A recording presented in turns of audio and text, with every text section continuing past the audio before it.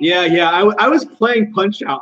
I actually completely forgot the Pokemon Direct was today. I was actually focused on the whole Google Stadia thing. I was like, okay, I gotta cover that when that happens, and and I completely forgot that E3 technically starts today with Pokemon Sword and Shield, the announcement, and so 20 minutes until this thing airs. I have it up here. I'll be here as it airs to talk about it and live, and it's going to be great. It's going to be a lot of fun.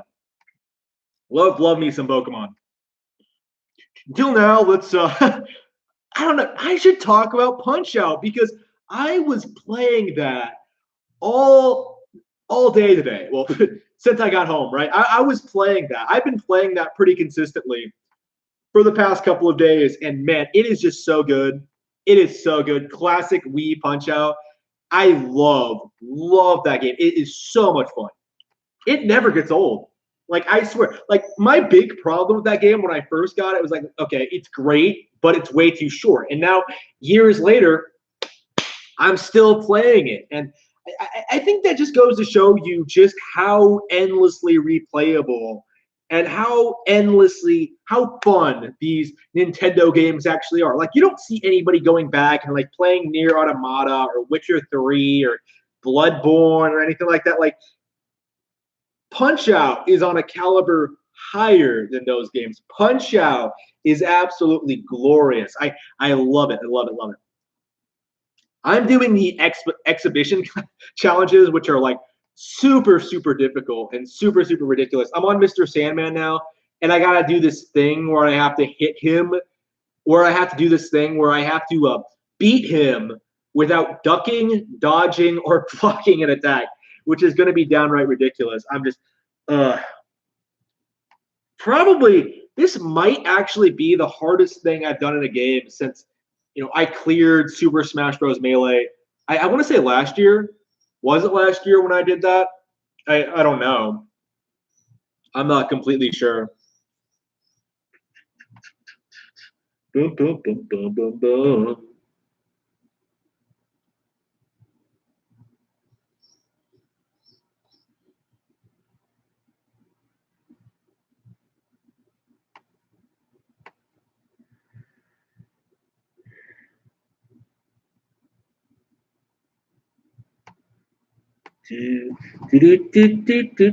So yeah, I can't believe I forgot about this Pokemon Direct.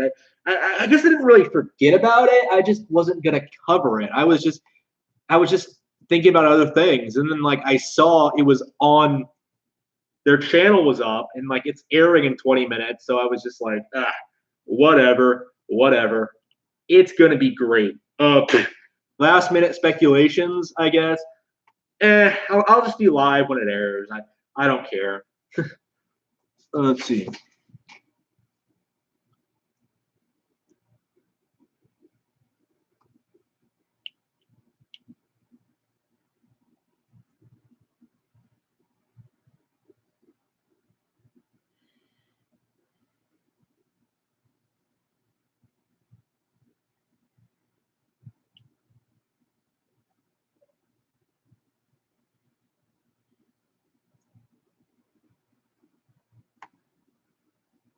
It's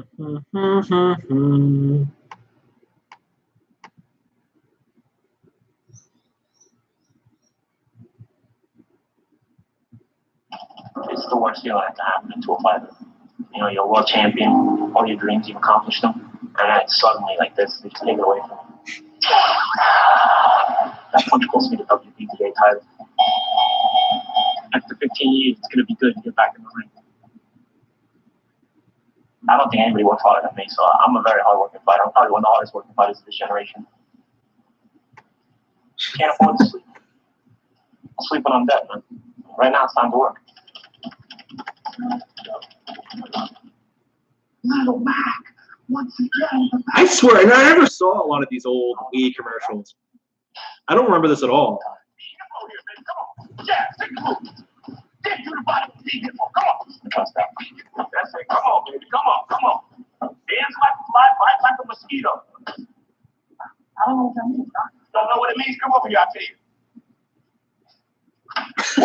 Little Max chances against Piston Hondo, we're going to be saying sayonara to him. He even has the chocolate bar. Goodbye. Ring Tiger ain't nothing but a little kitty cat. He ain't got no heart, right? Gonna get you back. Then Hippo gonna be. I miss the Wii era commercials. They were great. A comeback is like a yo-yo. You're gonna go down, but you coming right back up. And then you may end up walking the dog. It's been 15 years since I stepped to the ring, but now it's football season, and I just got my hunting license. They're coming back. 12 classic characters plus a legal to the all-new Punch-Out for Wii.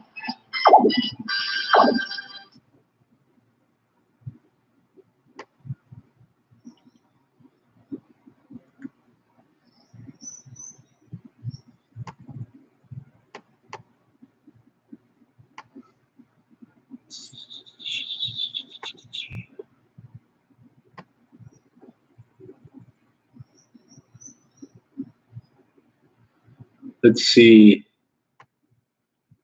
Yep, another 15 minutes.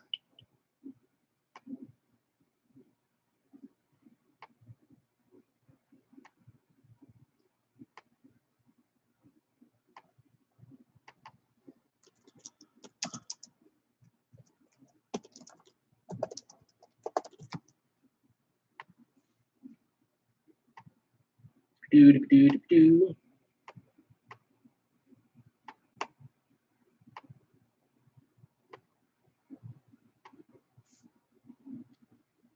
So yeah, I guess E3 has started early this year.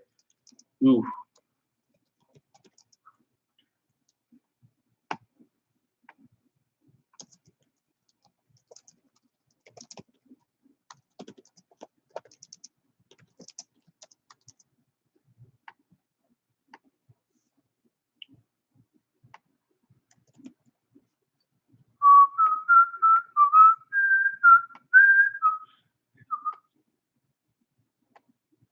Man, it's so weird. Like E3 is dying, but like it feels like it's sort of dying. Like we're getting a major announcement like a week early. You know, like with this Pokemon thing, with this Google Stadia thing. It feels like E3 is like spread out across 2 weeks this year. So ridiculous. I'm really interested in seeing just what exactly we all see. Like we got that Death Stranding trailer a while back. We got this coming up. We got I don't even know, man. There's just so much. Watch Dogs has been leaked up. Yeah, I need to rant about this, okay? Watch Dogs leaked. Watch Dogs leaked. Yeah, Ubisoft games don't leak, okay? What happens? I swear this happens all the time. They leak something to get people talking about it. So when they actually announce it, people can go like, oh, it was leaked. Is it going to be a big deal? I hate the Ubisoft hype cycle like more than anything. It is the worst. Like I could not stand the amount of unwarranted praise that like Watch Dogs 1 and 2 got, and I am so sick of this. And we're going to see it again with Watch Dogs 3. Watch Dogs 2 was like a failure too. Like nobody liked Watch Dogs 2. I was hoping this series isn't going to go away until Ubisoft goes away. And I'm just so sick of this all the time with like all these different games, like Beyond Good and Evil 2, Assassin's Creed, Watch Dogs. It's going to be good this time, guys. I hate it so much. I hate it. Yeah, so that's my opinion.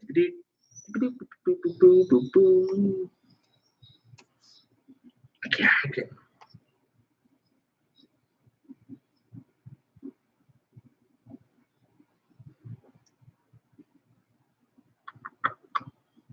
So, yeah, nobody talks about video games anymore on like video game forums. Like this has been a problem for years now. Like I've been one of the people who have been like condemning gaming communities for being like more focused on sexual deviancy and politics and stuff like that. Stuff that like business matters most particularly. that has been an issue for years. But I want to say since the Switch generation started, it's been getting way, way out of hand, right? You have all these people, who come into these video game forums to talk about bullshit that has nothing to do with video games. Take this Reset Era as like a whole. Like what? I don't understand why they fixate on stuff that nobody actually cares about, right? Stuff like Rocksteady will not be at E3. Who cares? Nobody cares about Rocksteady. Like, just Days Gone. Nobody cares about Days Gone. I just,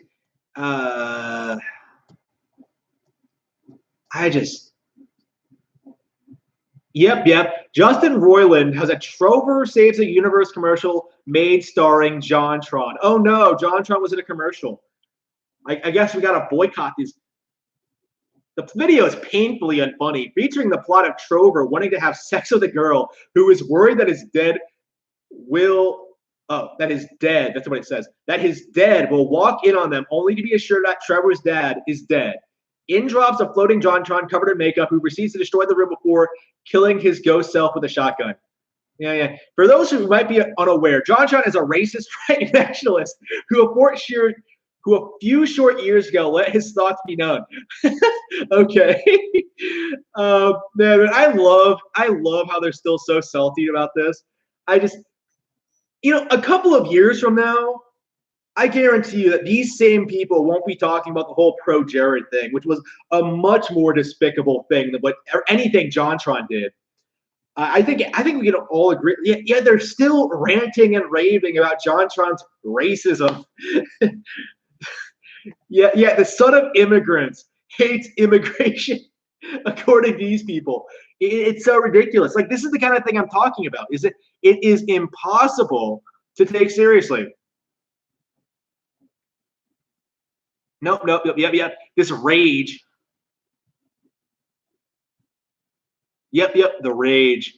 The unstoppable rage from these fucking. I hate them. Nothing to do with video games, right? Like, JonTron doesn't even make video game content anymore, to be completely honest with you. Like, he keeps being brought up because, like, that's what made him famous. Because, like, he's probably the reason that Banjo-Kazooie is well known among, like, Zoomers and stuff like that, younger people. Like, he is the reason that game has become kind of iconic among younger people, right? Because, like, he loved the game growing up, and he talked about it. He made videos talking about, like, nuts and bolts and the first two games. And man, it's been a long time since I've seen the JonTron videos. Shit. Maybe I should watch some old JonTron content. I don't know. I do. Compared to every other YouTuber out there, like, JonTron was, like, perfectly likable. He talked about stuff. It felt genuine. It didn't feel like this fake bullshit that, like, everyone else does. You know what I mean? And he moved on from it, like, which is something I actually respect from him. Like, I've talked about this before, but gaming YouTubers is like a creative dead end, right? Like, you're not going to want to talk about video games forever, and that's what's happened to JonTron. Like, in ProJared's case, he ended up cheating on his wife and doing all this other stuff when he stopped producing content. Like, JonTron moved away from gaming content in a reasonably healthy, financially stable way, right? Like, I don't think ProJared is going to come off as clean as JonTron did. I don't.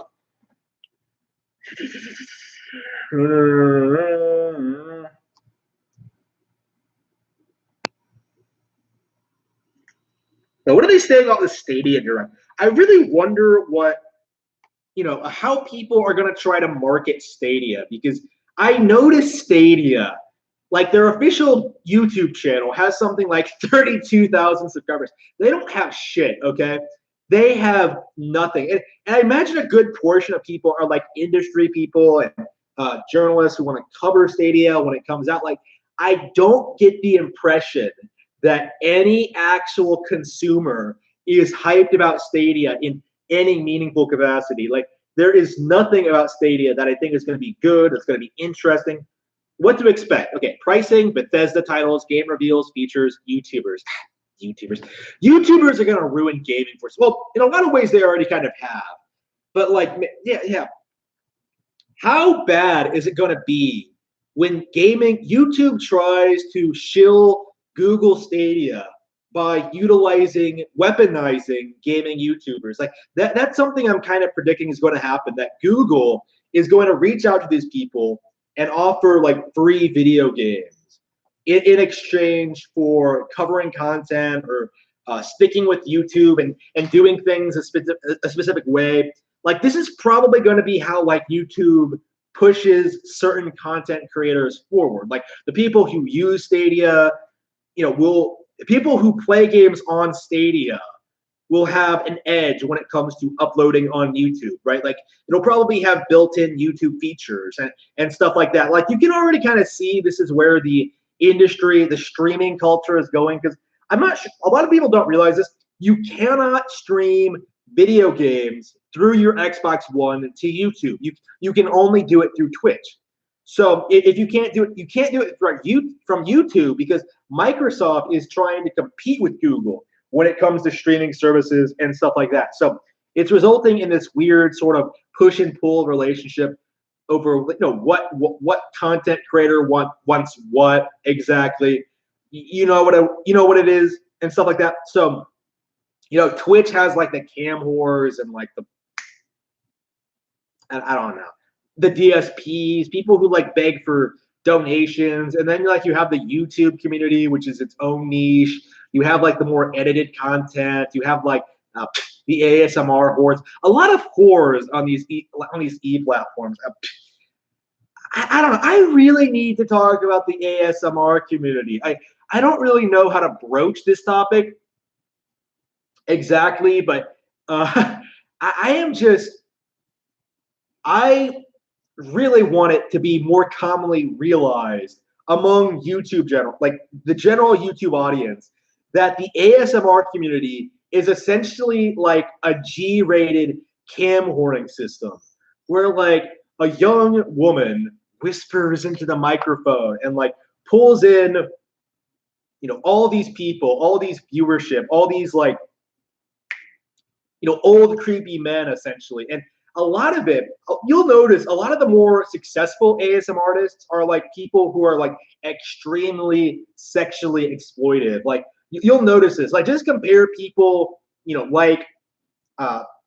generally speaking, I'm not saying that like non-sexual ASMR artists can't be competitive. There are a handful of them. Like Sophie Michelle is like not sexual at all, and she gets like tons and tons of views because she's just so good at what she does, right?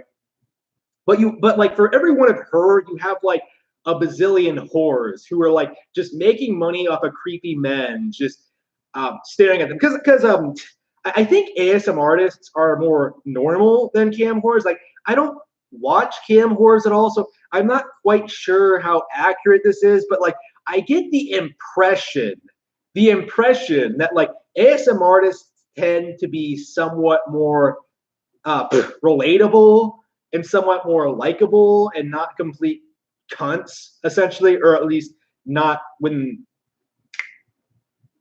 they're on camera. I don't know. Maybe I'm just overgeneralizing. G-rated cam whores. That's my opinion. I know of at least one actual porn star who is doing ASMR videos, and for the longest time, she was like hilariously unsexual in her content. But yeah, she realized, like everyone else does, that like the sexual aspect of it is like what brings the boys to the yard. So that's just, I don't know. I don't fucking know. A lot of lesbians in that community too. I've noticed that. I don't know what's up with that at all, but okay. Yeah. Okay. What I mean by that is that like I know of a lesbian ASMR artist who will like show off her tits for men on camera, like pretty obviously so. And it's just like, I don't want to say her name because I don't want to give her views, but it was just so ridiculous. I just had to unsubscribe eventually. Like I cannot stand that. Yeah. Audio girlfriend simulators. Yeah, a lot of that. That's what the whole ethos thing is all about, right? Like this illusion of just sitting around with a girl. It's sort of like how gaming, like when you were, it's sort of like how a lot of younger people will attach to gaming YouTubers and like see them as like their friends or whatever and stuff like that. This is like the next evolution of that, where you want like a girlfriend to play video games with and stuff like that, or or as far as ASMR is concerned, just have a woman, whisper about stuff. It's just, yeah, very, very sexual for the most part. I just, well, maybe not for the most part. It's becoming increasingly sexual. That's what I should say. Like, horrors need to be condemned. It doesn't matter what you are, like, because like ASMR is a real thing. Like I'm sure people have felt it before. Like, I think the issue with ASMR and why people think it's so weird is because like a lot of people never really experienced it or have really a name for it or whatever, and they just think this thing is kind of weird, and it kind of is. It really is, but yeah, just condemn the horse. Yeah, it's 9 o'clock. Where is my Pokemon Direct, Nintendo? I'm done with talking about ASMR. All right, Pokemon Sword and Pokemon Shield. I still have not decided on a version. I probably should have been talking about this, but I like both, and I think I'm just going to. Why is it a wolf head? So are the version mascots going to be wolves? That might be interesting, right? Because everybody loves wolves, right? Oh, oops. No, live. There we go. There we go. Pokemon Shield game. There we go. To begin, please take a look at this video. Yep, it's for the Switch. Sorry, PS4 owners. You're not getting this one. Yep, looks gorgeous. Looks amazing. Love it. Windmill.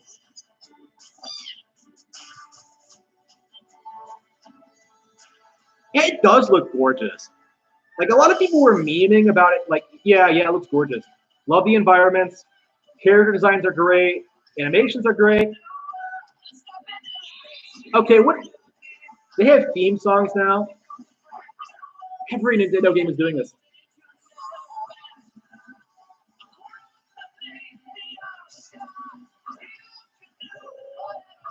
Oh, sock. That's such a theme. Oh, what is that? A bird? Is that the version bird? Is that the regional bird? That thing looked awesome. What was that? Beware. What is this? What is this? Oh, you can actually see them walking around? Okay. Ha! It is open world! So the cucks who were complaining about it not being one completely BB up, blown the fuck out. Okay, what is this? Yeah, they're really reinventing the wheel with this one.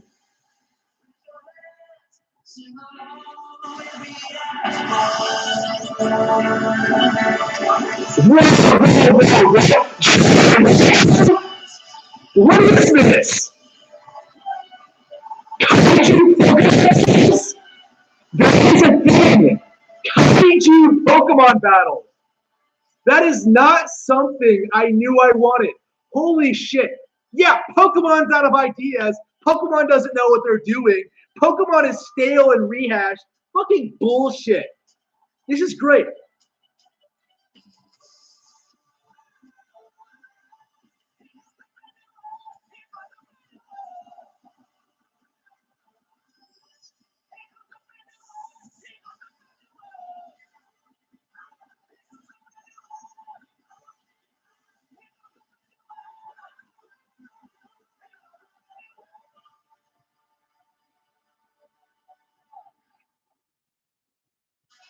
They better explain this shit, because I need an explanation. I was not expecting that. Just holy shit.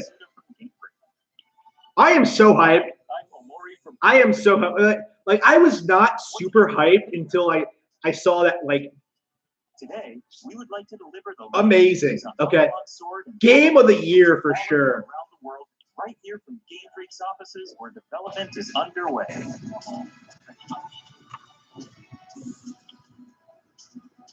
You can take on the role of the main character, who resides in the Galar region. After choosing Grookey, Spore Bunny, or Sobble as your first partner Pokemon, you will embark on an adventure to become the champion. Your journey will take you through vast and lush grasslands, towns in which you will find humans and Pokemon working together, and many other locations filled with rich personality. Yeah. It looks like it kind of does remind me of Detective Pikachu, where like it seems like Pokemon are living among humans a bit more than they have in the past. cheering Great. crowds gathered to witness battles between gym leaders. So this is Gen 8, huh? The excitement of these battles is often broadcast on television in the Galar region as well. It looks like a soccer stadium. That's it. That's what it reminded me of. A soccer stadium. Pokemon that you've never This seen. is great. New Pokemon? Okay. To tell you more about some of the Pokemon that reside in the Galar region, I'd like to hand it over to James, the art director on these games. James! Jamie, Wait, what? hello. I'm James Turner from Game Freak. Oh, the English I guy? worked as the art director for these games. There are a lot He was- of nether- Oh, yeah. This is the guy who designed the ice cream Pokemon, isn't he? Introduce you to just a few of them. Man, this is great. The first Pokemon I'd like to show you is Wooloo. Lulu. Yeah, I like that thing. Its defining characteristic is its fluffy fur, which is treasured by weavers in a town in the Galar region, who use it to craft popular specialty goods. It's just a sheep, This but Pokemon here is Gossifleur, the flowering Pokemon. Fleur. Yeah. Gossifleur Fleur favors Delacour. air and water, and its pollen is said to have healing properties. This next Pokemon is called Dreadnought. The Yeah. fight Pokemon. I love it. The sharp and jagged Favorite Pokemon so far. edges Dreadnought. allow it to bite off chunks of rock and iron. Its vicious nature makes it a difficult Pokemon to tame for all but the most experienced trainers. This Pokemon that can be seen flying steadily. I love these Pokemon designs. This is my. Is called Corviknight. That thing is awesome. It puts its skills Corviknight. to use when working as a flying taxi, which will take the player back to any town he or she has previously visited. Okay, interesting. As many of you already know, some Pokemon can evolve, Oh. changing their appearance and becoming stronger in the process. Gossifleur is one of these Pokemon. When Gossifleur evolves, it becomes Eldegoss. As you can see, there are now small seeds scattered across its fuzzy head. These seeds are said to promote growth in plants and can revitalize both people and Pokemon. That's all I can show you this time. There are lots more Pokemon living in the Galar region. I'm so hyped. Like all these Pokemon designs are amazing. Finding many Pokemon you're already familiar Growly. Yep. I hope you're as excited Axew. as we are to Great. encounter the amazing variety of Pokemon that Yeah, they inhabit the won. Galar region. E3 hasn't even really started yet, and Nintendo has already won. Man, blown the fuck out, Google. Blown the fuck out. Meeting lots of Pokemon is one of the thrills of the adventure. And where you will find the widest variety of Pokemon out of anywhere in the Galar region is in a place called the Wild Area. Wilder. This wild area stretches between cities and is filled with abundant nature as far as the eye can The see. wild area? The breadth of the wild area? Depending on where you are and what the weather is like So I guess Gen 9 will have a proper open world. each day. Some of you may already have noticed, but while adventuring through this area, you have control over the camera, allowing you to better search for items Okay, so they're building up to an open world. far and wide in the tall grass, in the skies above, and even in the lakes, where you never know what you might find. In certain locations in the Galar region, A new phenomenon can be triggered that makes a Pokemon giant in size and gives it incredible strength. This phenomenon is called Dynamaxing. Dynamaxing Not opens kaiju? possibilities in the heated battles. I hope this isn't going to be like Mega Evolution and just, you know, completely pointless and I would like stupid. to turn it over to Ewald, Dynamax. director for the games. I don't know, it looked cool. I'm super hyped for it. And they picked Raichu to do it with. Hi, I'm Iwao from Game Freak. They couldn't have- Director for Pokemon Sword and Pokemon Shield. Oh, wow. Let me tell you more about the new Dynamax feature, which will surely bring. Yeah, about all I the really want to hear more about this. Pokemon from the Galar region can Dynamax to not only become massive in size. Raichu but is it also from the gain Galar? power.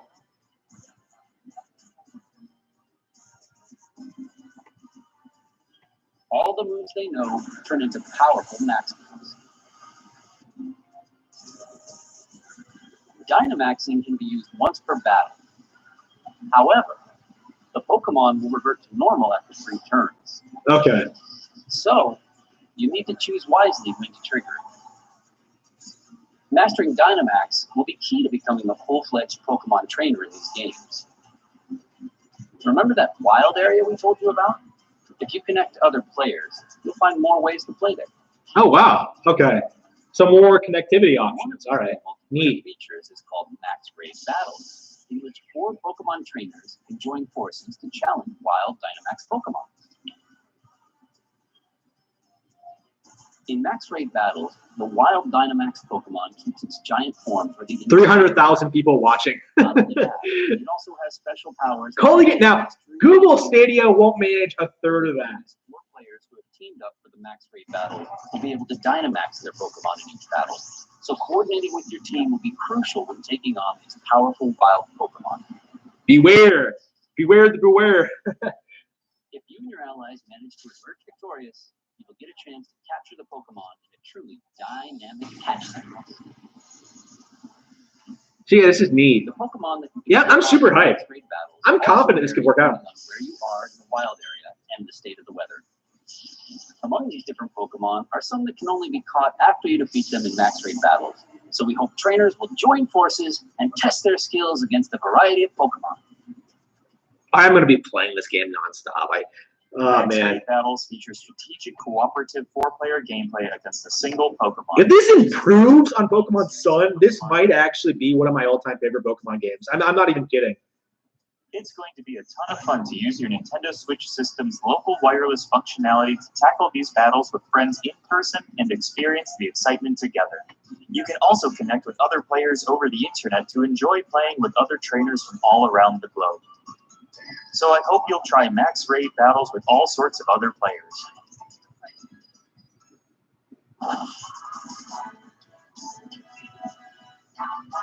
Next, I would like to introduce some of the people you'll encounter on your adventure.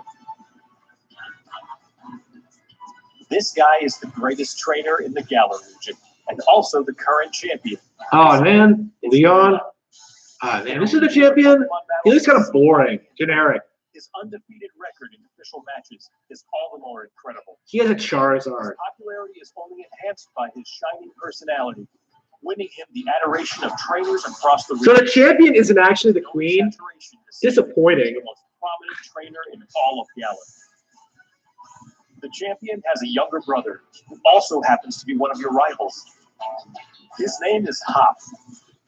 Hop dreams to one day become champion just like his elder brother, and he trains vigorously every day towards this goal. His journey through the Galar region begins on the same day as yours. They're playing on phones. I just, On your journey, Okay. you and Hop will receive a great deal of support from these 2 characters. Professor Magnolia is the professor of the Galar region Magnolia. who specializes in researching the Dynamax phenomenon.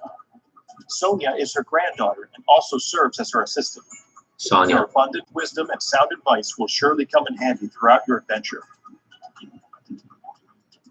Mhm.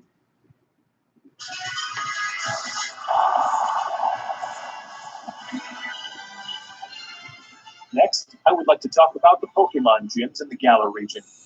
Oh, these are gyms? You and your rival will need to take on the Pokemon gyms throughout the region in order to achieve your goal of becoming champion. These gym stadiums are constructed in very special locations that allow for Pokemon to be Dynamaxed.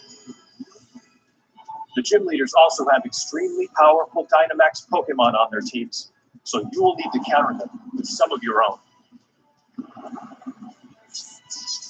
This is gonna be so good. Between two Dynamax Pokemon are So explosive. hyped. Will cause the energy and excitement in the stadium to reach its peak.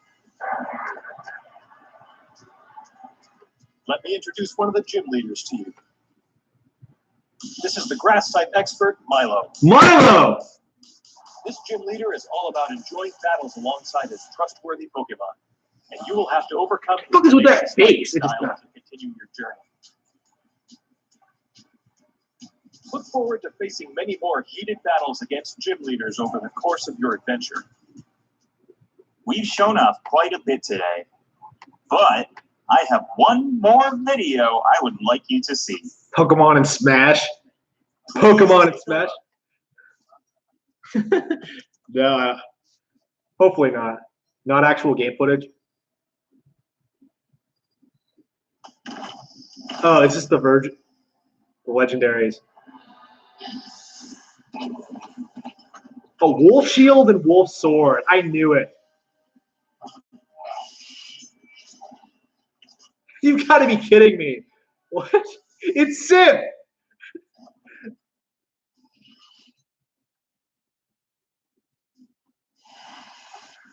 Hey, what? Are they friends? What are they?